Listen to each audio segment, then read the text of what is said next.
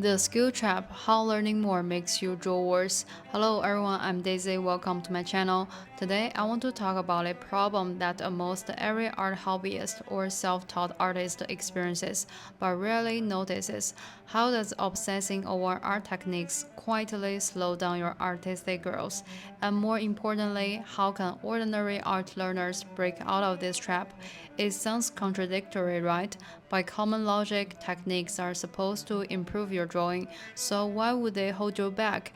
If you've had experiences like this, you always start your drawing practice by studying techniques.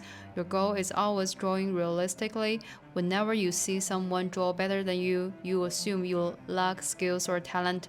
You study sketching, perspective, structure, color, even mixed media techniques, but still can't create artwork you genuinely like or build a consistent body of work. Then you might be stuck in what I call the technique trap. It's not just a learning trap, it's a mindset trap. So today, let's break it down step by step. Why does focusing too much on technique slow your progress? And where does real artistic growth actually begin? Number 1. Technique addiction is a form of fake effort. Studying techniques feel productive, but often it's kind of a fake effort. Behind this mindset is a very linear cause and effect logic. If I learn this technique, I will draw well. If I master more methods, I will improve faster. But real life simply doesn't work like that. Think about people who love reading. They set goals, read dozens of books every year, fill their minds with endless ideas, yet still feel confused when facing real life problems.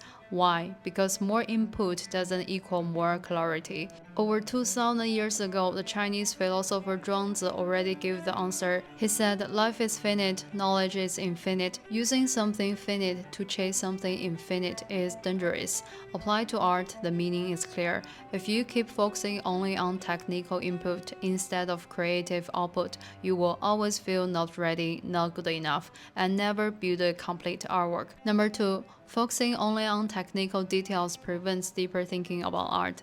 Among self-taught artists, there is a common pattern following trends. Whatever looks cool at the moment becomes the next thing to learn. Someone's portrait looks realistic, then we learn some anatomy and shading. Someone's landscape looks textured, then we learn some brushwork. Someone's thick pen style looks interesting, then we learn some impasto techniques. So you end up trying everything: composition, color, brushwork, sketch, mixed medium, and the strange outcome. You know more and more, but understand yourself less and less. This happens because when your learning stays only at the level of technique, your attention becomes scattered. You are constantly solving small, isolated problems, but never building a true understanding of drawing or art as a whole. And this is the difference between self-teaching and formal art training. Art is an actual luxury, not in terms of money, but time. Artists spend years observing, thinking, experimenting, feeling. Their masterpieces grow on a mountain of abandoned drafts. Most ordinary learners simply don't have this amount of time. So if your drawing aren't improving fast, don't blame yourself. You are not lacking talent, you are lacking a more efficient way to learn. Number 3. Technique is easy, aesthetic sense is hard.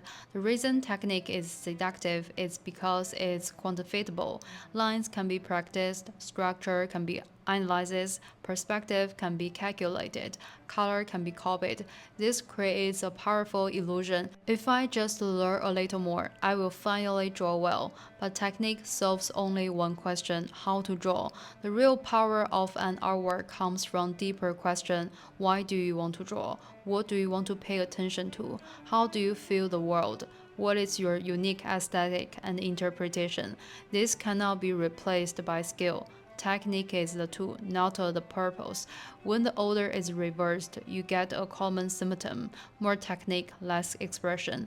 Then many people begin to doubt themselves. Maybe I'm just not talented enough. But the truth is, you've been working hard on the wrong thing. You are solving technical problems instead of the core of art.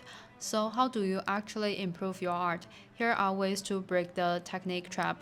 1. Observe real life, not just the tutorials. Good art begins with loving the world, noticing moments that moves you. 2. Finish complete pieces. Learn to have fun during the process. Allow yourself to make mistakes in the final artwork. Don't abandon a piece just because it's not perfect. 3. Record what you care about. Train your ability to think independently. Don't follow trends blindly. 4. Learn techniques after you know what you want to express. Modern art learning should follow this order. What did I see? What do I want to express? What technique helps me to express it? Not the other way around. For example, approach A technique driven. I want to practice watercolor gradients, so let me find a flower to paint. Approach B expression driven. This flower feels soft and gentle. I want to paint that feeling. What technique will help me express it? Only second way leads you toward creating your art. When your learning shifts from technique driven to expression driven, your entire artistic path will change. You will discover that technique is no longer an obstacle, it becomes just another tool. I'm Daisy. I make content that helps you understand the deeper logic behind learning art and open your creative mind through drawing. If you enjoy this video, feel free to like, subscribe, and leave a comment. And share with me, have you ever fallen into a technique trap before? How did you get out of it? If you have questions about choosing art medium, styles, or theme, check the first comment below for related videos. Thank you for watching. I will see you in the next video. Bye.